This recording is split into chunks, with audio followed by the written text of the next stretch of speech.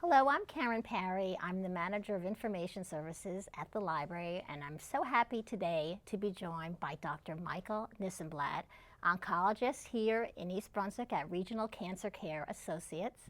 Welcome, Dr. Nissenblatt. Thank you. And I am so excited about a program that the doctor will be holding at the library on Wednesday, April 6th, entitled, "Is Cancer in Your Family?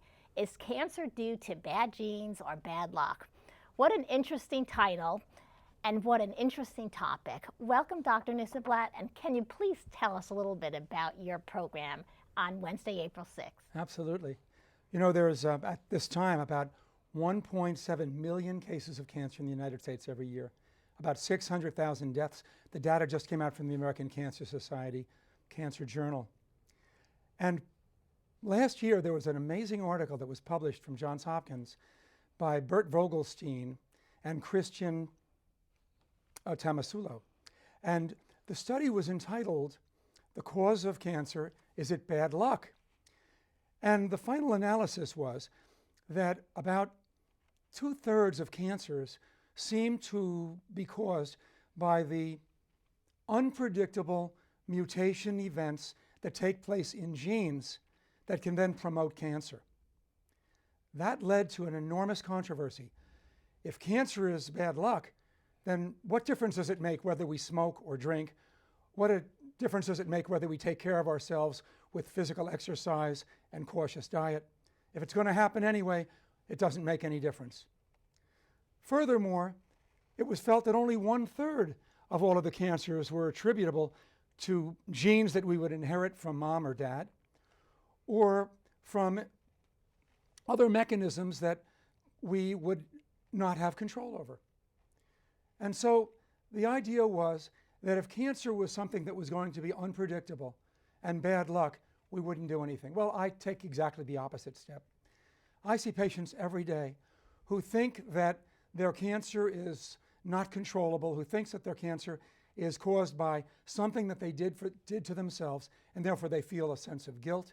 They feel a sense of hardship. They feel that they've harmed their families. And I tell them that's wrong. No matter whether you were a smoker, a drinker, or had some other process that led to cancer, for example, hepatitis, or parvovirus, or a virus such as HPV, these are things that can cause cancers. In which case, we can modify our lifestyle. We can modify what we eat and what we drink, and it does make a difference in terms of our futures. There are many genes in our body. There's thought to be about 22,000 of them.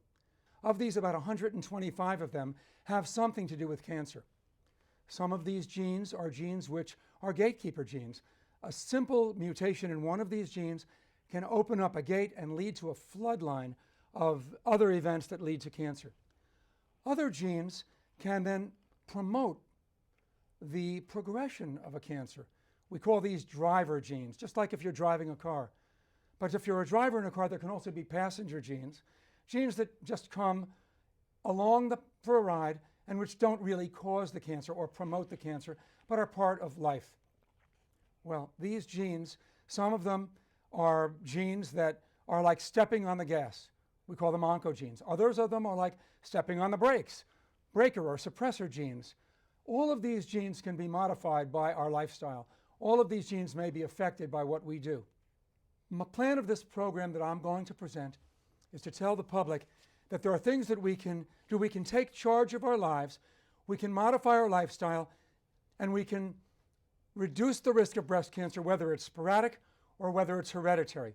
And when it's hereditary, we can be proactive, or I like to use the word proleptic, and do investigations that determine the risks, that determine whether something might be developing already at a very early stage, and then we can interrupt the natural history of their high risk of breast cancer and prevent them from developing breast cancer altogether. By the way, it's important for the public to know that this, in the case of breast cancer 1 and breast cancer 2, that men are also at risk. Men are also at risk for sporadic breast cancer, of whom I see quite frequently. I want the public to know that we can do many things, that guilt is not on the table in this lecture, but being knowledgeable, being informed, being self-armed, can help us be able to take charge of our lives. Never give up. Stopping smoking for 10 or more years reduces our risk for developing lung cancer to the same level as though we were never smokers if we have ceased for 10 years. People get worried about drinking.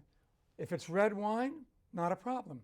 Inside of red wine are components, something which is called angiotensin, that reduces the risk of developing cancers of all sorts.